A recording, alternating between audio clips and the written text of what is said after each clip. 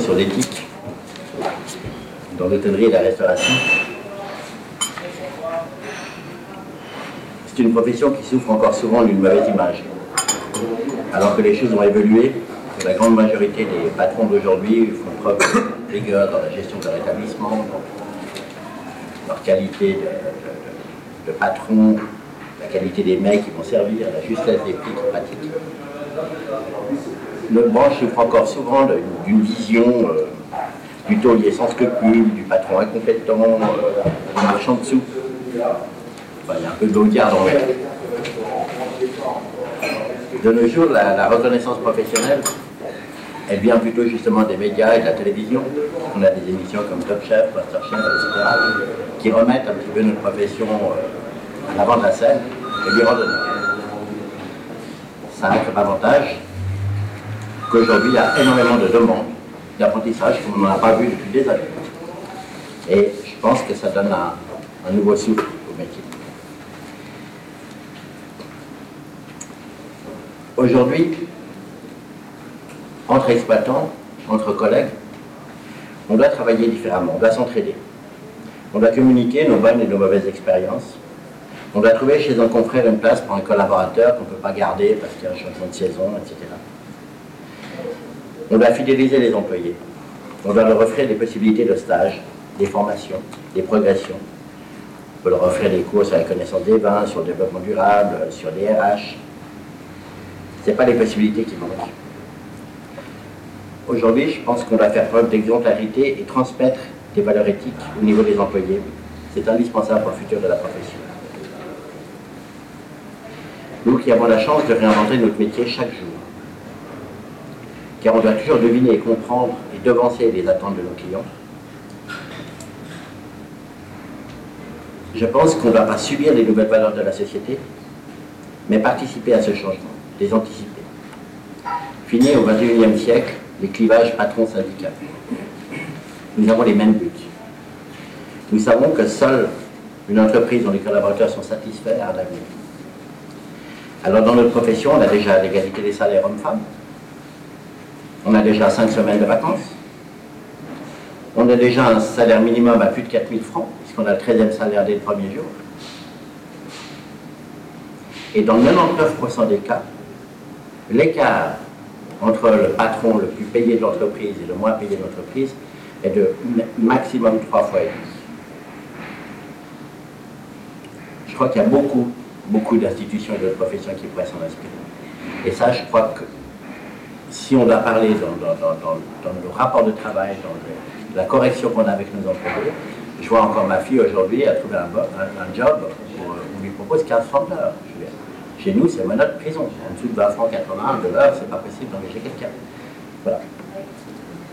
Alors, c'est important aujourd'hui, on ne va pas suivre la tendance, mais on participe activement à l'amélioration de demain. On est d'autant plus concerné que nous ne travaillons qu'avec des produits de la terre, des hommes et du talent. Alors, j'enfonce un peu les portes ouvertes, mais juste pour rappeler, donc, au quotidien, l'éthique pour nous, c'est quoi? C'est évidemment de faire attention du savon qu'on utilise, au verre recyclé, de la géométrie des déchets, peut-être travailler des plaques à induction pour éviter de gaspiller d'énergie, travailler avec des papiers recyclés, des papiers sans chlore, faire attention au savon, au lavage écologique, etc. Pareil, dans chaque entreprise, sur l'intégration de l'agenda 21, on a encore du travail à faire, mais je pense qu'on est déjà bien placé. L'éthique dans le verre et dans l'assiette. Bien sûr, il y a des produits bio, il y a des produits Max Havelaar, ils sont connus, ils sont appréciés, ils démontrent une volonté d'achat du public et des restaurateurs.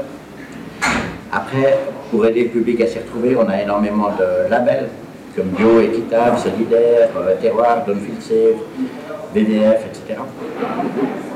Maintenant, beaucoup de ces labels ont été récupérés par des grands groupes et des grandes chaînes de distribution.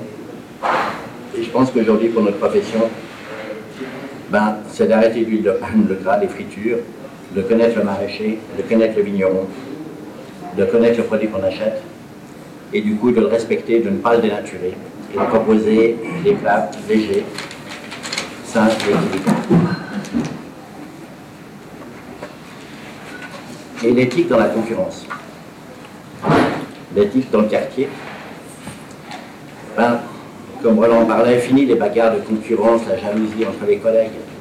Je pense qu'il faut laisser ça au vestige du XXe siècle, parce que c'est dans l'entraide et la solidarité que notre profession doit travailler aujourd'hui. C'est comme ça qu'elle va gagner en respectabilité et en efficacité. Entre nous, régulièrement, on se dépanne. Il y en a un qui a besoin de 200 assiettes parce qu'il a un banquet. Il y en a un qui a besoin d'un cuistot parce que son cuisinier s'est fait mal. Il y en a un qui a besoin de champagne en urgence parce que tout d'un coup, il a un banquet qu'il n'avait pas prévu. Ben, c'est facile, on se téléphone, on se dépanne. Et ça fonctionne très bien. Des nappes, voilà, dernière minute, des chauffe-assiettes. Voilà. Aussi, des fois, surtout pour le personnel. Tout d'un coup, il y en a un, son cuisinier s'est fait mal, ou alors au contraire, il y en a un, par exemple au Bastion, quand on arrive à l'automne, si j'en ai 2-3 qui peuvent reprendre du personnel, ça m'arrange, parce qu'on a moins de travail pour eux. Voilà. Mais, si nous devons nous rapprocher pour mieux travailler, pour le plaisir de partager ce métier qu'on aime, on doit vérifier que les mêmes règles sont appliquées. Les mêmes règles valables pour tous. Parce qu'on ne peut pas accepter une concurrence par des établissements qui ne jouent pas franc jeu et qui tirent leur profit d'abus. On ne peut pas accepter si les établissements ne déclarent pas le personnel, ne payent pas de TVA, ne respectent pas les contraintes de la loi de la DBH, les horaires d'ouverture, sur la vente d'alcool aux mineurs. Et si les établissements profitent d'aides ou de subventions qui ne servent qu'à casser la concurrence et pratiquer des prix en dessous des coûts normaux, je pense que c'est pas normal. Voilà. Notre métier, on l'aime. Aujourd'hui, on doit le partager.